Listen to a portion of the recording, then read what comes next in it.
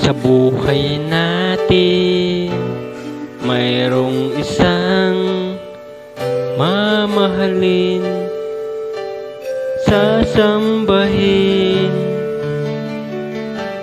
Sa buhay natin, mayroong isang bukod tangi sa lahat at iibigin ng tapat.